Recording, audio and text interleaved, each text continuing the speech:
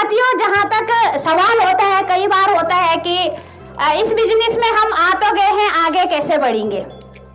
तो मेरी भी यही कहानी थी। मुझे भी ऐसे ही एक सेमिनार में बुलाया गया था कि अगर नहीं जाओगे तो हम नाराज हो जाएंगे, और मुझे कोई इंटरेस्ट नहीं था।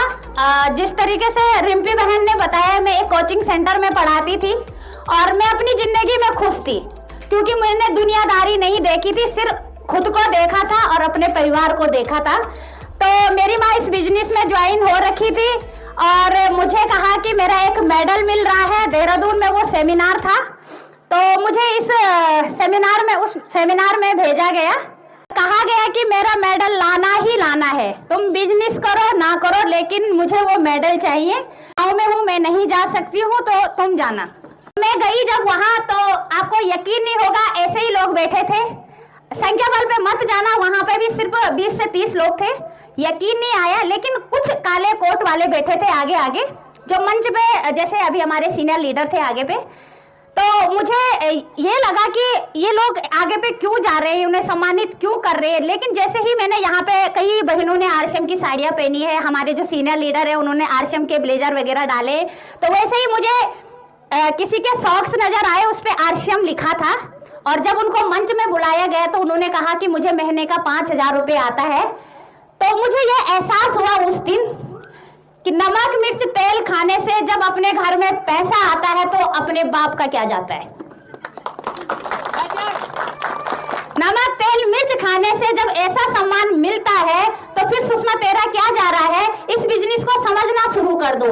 और कहते हैं कोरोना काल में बहुत सारे लोगों को तो ये लगा कि कोरोना हमारे लिए एक अभिशाप बन के आया है, लेकिन मेरे लिए एक वरदान बन के आया है। क्योंकि कोरोना होता तो आज भी मैं उस कोचिंग सेंटर में पढ़ाती रहती, जहां मुझे 4 से 5,000 की मंथली सैलरी मिल रही थी। और कोरोना था तो कहीं जा नहीं पाए, इस बिजनेस को समझने का प्रयास किया। और एक जूम मीटिंग थी हमारी, उसमें हमारे जो आदरणीय गुरुदेव आशीष वशिष्ठ भैया है, तो उन्होंने यही कहा कि नौकरी भूखा मरने भी नहीं देती है और तरक्की करने भी नहीं देती है। मानते हैं ना ऐसा लोग, क्योंकि नौकरी हमें बांध के रख देती है। और कहा कि एक प्राइवेट जॉब में हमें गन्ने के जैसे चूसा जाता है, गन्ने के जैसे रस निकाला जाता है। जब तक उस पे रस होता है उसे मोड़ के मशीन में घुमाया जाता है, जब तक उस पे रस आता है तब तक निकाला जाता है। बाद में उसके अंदर नींबू रख के, पुदीना रख के उसे इतना घुमाया जाता है। तो प्राइवेट नौकरी वालों के यही हाल हो। एक जूम प्लेटफॉर्म था जहां पे मैंने कहा, सुषमा अगर जिंदगी में आगे बढ़ना है, कुछ ऐसा करना पड़ेगा जहां पे हम एक पैसिव इनकम जनरेट कर सकते हैं, जहां पे दुनिया को बेहतर नजर से देखने का हमारा सपना पूरा हो सकता है, जहां पे मेरी आने वाली पीढ़ी का भी भविष्य बन सकता है। तो ऐसे मेरी शुरुआत हुई है। और कई सारे नेगेटिविटी को झेल के, ऐसा नहीं है कि जब हम किसी काम को करते हैं तो हमारे पास कोई चैलेंज नहीं होगा। बहुत सारे चैलेंज हमारे जीवन में आते हैं। और यहाँ पे जितनी माताएं आई हैं, जितनी बहनें आई हैं, मुझे पता है आपके पास भी बहुत सारा चैलेंज रहा होगा। आप उस चैलेंज को फेस करते हुए यहाँ आए, तो आप लोगों के लिए बहुत ढेर सारी बधाई, शुभकामनाएं। आपने ये डिसीजन लिया यहाँ आने का। और महिला सशक्तिकरण के ऊपर तो मैं यही बोलूंगी कि हम महिलाओं की अपनी कोई पहचान नहीं है, मानते हैं ना। लेकिन जब लोग कहते हैं कि आरएसएम नहीं चलता है, हम क्या सोचते हैं कि सच में नहीं चलता है। मैं तो बोलती हूँ आरएसएम चलता है, चलाने वाला चाहिए। आरएसएम दौड़ता है, दौड़ाने वाला चाहिए। चलता नहीं है, चलाने वाला होना चाहिए। और हमने ये करके दिखाया। आपके सामने जो ये सीनियर लीडर बैठे हैं, उन्होंने चला के दिखाया है। चलती तो गाड़ी भी नहीं है, लेकिन उसको चलाना पड़ता है। तो मैं आपको एक विश्वास दिलाती हूँ, यकीन दिलाती हूँ। पहले विश्वास मुझे भी नहीं था। मुझे ये काम लगता था बंदे फंसाने का, मुझे ये काम लगता था सेल्समैन का, मुझे ये काम लगता था नमक तेल मिर्च का। लेकिन आज ऐसा नहीं है। ये काम है दूसरों के जीवन को निखार लाने का, उन महिलाओं को आगे बढ़ाने का जिनके पास आज कोई डिग्री नहीं है।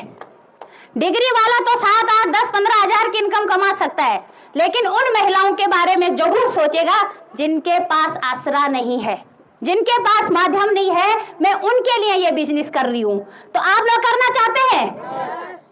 जब किसी के चूल्हे से धुआं उड़ेगा ना, जब किसी का चूल्हा जलेगा, उस चूल्हे से धुआं नहीं आएगा, दुआ आएगी।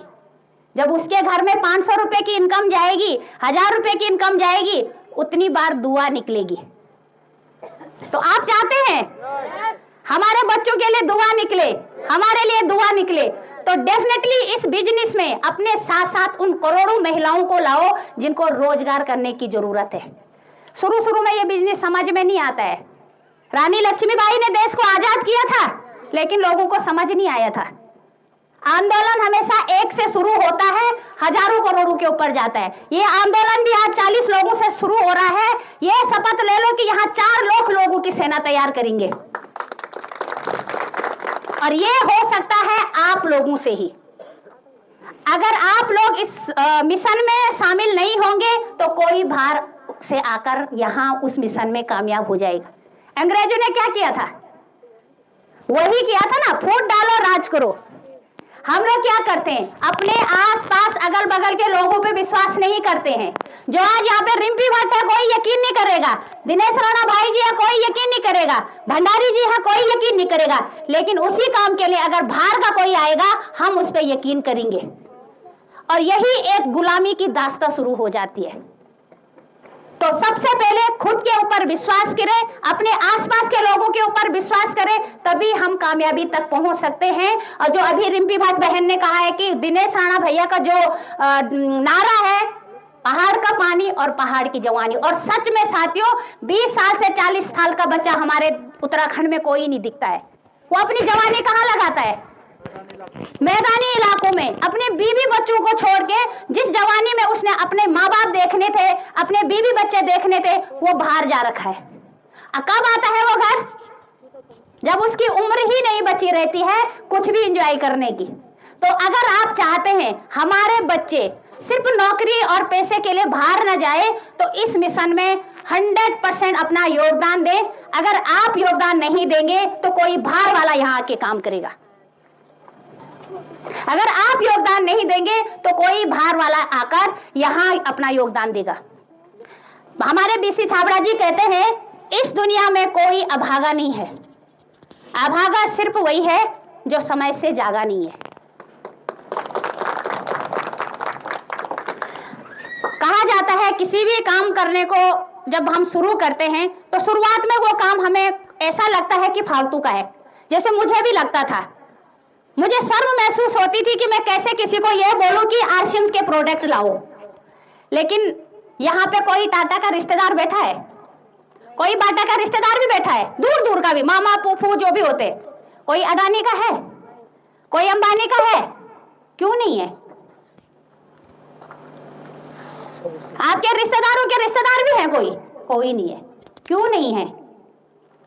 क्योंकि हमारे दादा परदादा ने जब वो बदल रहे थे तब बदलने से इनकार किया। तब उन्हें यह लगा कि ये लोग फालतू का काम कर रहे हैं, जो इंपॉर्टेंस है वो हमारी खेतीबाड़ी में है, वो हमारे गाय भैंस पालने में है, वो बाहर इन लोगों के साथ कंधे से कंधा मिलाकर नहीं है। इसीलिए आज वो हमारे रिश्तेदार नहीं है। हमारे रिश्तेदार कौन है? जो हमारे जैसे है, जो अपने बच्चों को बड़ी बड़ी डिग्रियां दे रहे हैं, भटक रहे हैं, अपनी पूरी जीवन यहाँ तक कि सुसाइड कर रहे हैं। तो सोचो, अगर हम अपने बच्चों को एक बेहतर भविष्य दे सकते हैं, बेहतर रोजगार दे सकते हैं, अपने पास रख सकते हैं, तो इस बिजनेस को जरूर समझेगा। और अपने आसपास जिनको आप चाहते हैं उन तक बार बार इस चीज को बोलो। आज मैं अपनी माँ का शुक्रिया करती हूँ, लोगों की माँ